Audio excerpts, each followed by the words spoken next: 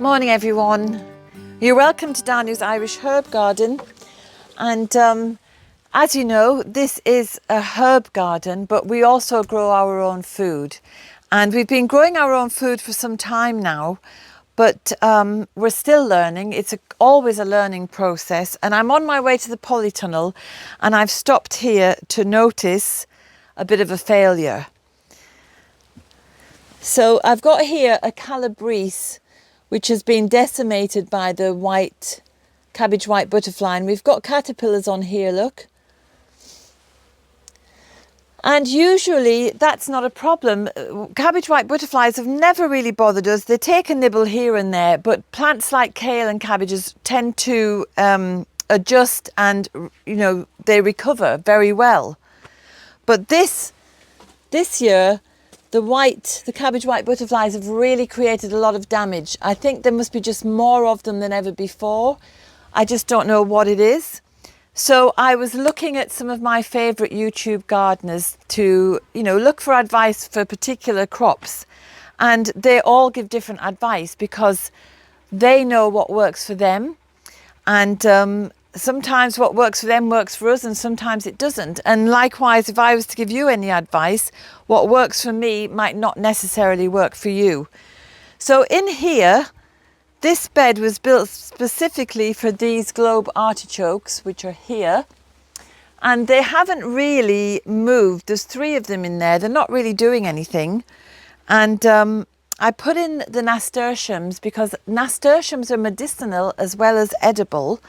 And so they create beautiful colour, and they are companion plants in that they will help to repel lots of different pests, just obviously not the cabbage white butterflies. So is it worth bothering at all when you're doing things on such a small scale, and one little pest can devastate a crop?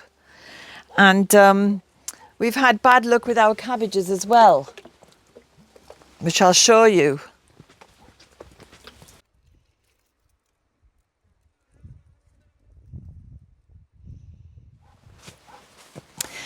So I've never really bothered about growing cabbages before because kale in all its varieties does brilliantly well here. And so, you know, never needed cabbages. But this year we thought we would grow some for coleslaw and for sauerkraut, and we'd see how we got on. So we had a little bed here, and all of the cabbages came up looking beautiful, nice tight heads. And I picked the first one a week or 2 ago, but when I peeled off the outer layers, they've been inundated with slugs and with earwigs. And look at this one, I've peeled it back to nearly nothing. So we might get a little bit from them, enough to make a coleslaw, but certainly not enough for us to survive on.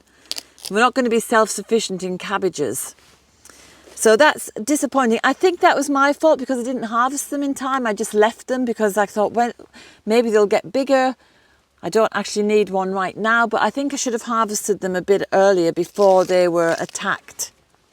So all in all, this cabbage patch has been very disappointing, and it could put you off for life. But the kale will all revive and come back. We've got lots of beetroot.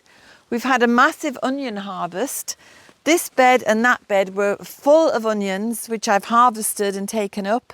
And there's still a few onions left in that bed, but about half of those have gone. So we've been incredibly fortunate with the onions, with the kale. We've got carrots, beetroot, as I said. We've got cucumbers and tomatoes in the polytunnel. We've got a bed of turnips. We've got a massive sprawling squash over here with about a dozen fruits on it. So it has been, I think, and beans, we've had beans every few days. So we've been really fortunate with the other crops. And so all in all, I would say, even though we're not sufficient in food for ourselves, we have got a little dent made in the grocery bill, and we will be certainly self-sufficient in onions.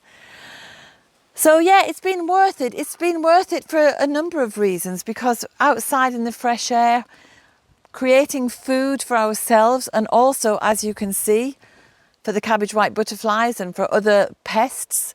But that's okay, because it's the permaculture principle is that one of them is that we share and share alike.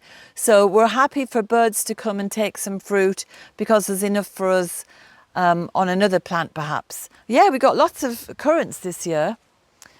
So why I like to grow food as well, apart from being outside in the fresh air and the sunshine, and hands in the soil is so beneficial to the immune system.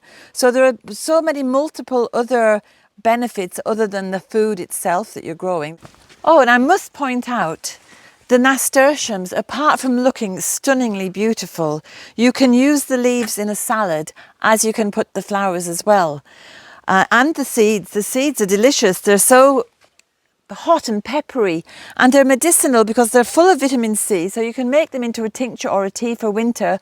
But they're particularly good for sinus issues because that peppery heat just whoosh opens everything up, clears everything, and the flowers are just delicious to nibble as you're walking past. Hello, little bird. Come on, dogs.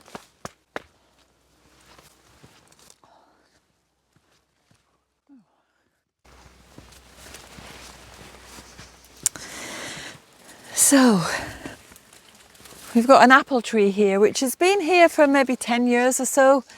And this year it is absolutely hugely productive, prolific. There are apples on all over the place. And I think maybe because it's a bit protected, because our newer apple trees that are only a couple of years old, we got 2 from one, 2 good-sized ones, 3 small ones from a second tree, and none from a third. I'm surprised we got any apples actually because they're so young. But now look at this, it's absolutely abundant. In fact, I can hardly get through to the other side of it to collect them. So there's 2. I think these are not quite ready yet. They're not twisting off easily. So that's something to look forward to.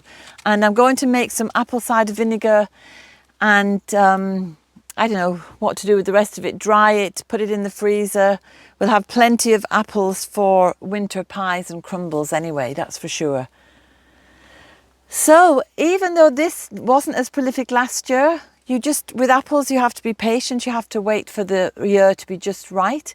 Sometimes if we get a wind in April, it can blow the blossom off and then we don't get the fruit. But this year it's done so beautifully well. There's even some crab apples on that other tree behind it, little tiny crab apples. It's just wonderful to see. So it's not a question really of whether you're successful or not. It's a bit of everything. Obviously you want to taste your food that you've grown. Don't get too disheartened by the failures. I'm not going to lose any sleep over those cabbages. I'm going to enjoy the apples when they come, and the beetroot and the onions and the potatoes and the tomatoes. We got a little bit of everything, and so it was definitely well worth it. Apart from being outside and the physical exercise. And when you're outside, you're witnessing all that insect life. And there is a lot of insect life here.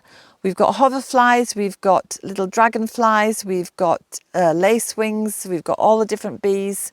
The number of butterflies this year is really heartening to think that they're coming here because there's food and shelter and habitat for them. So I'll leave it there, and I'll go and water the polytunnel now, and let me know if you're growing any food yourself. I know lots of people are growing herbs. I know some people are growing their own food, but share maybe what you love about it as well. Okay. Bye for now, see you next week. Come on dogs, off to the polytunnel.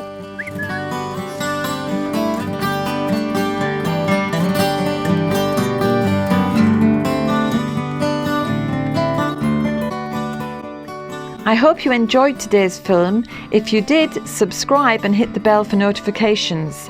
And have a look at the website danusirishherbgarden.com for more information about us and about the herbal medicine courses I offer and the Wise Woman Way training. And if you go to the shop, you can find the books, the weed handbooks and other herbal goodies. And remember, we put a new film out every Sunday. So looking forward to seeing you next week.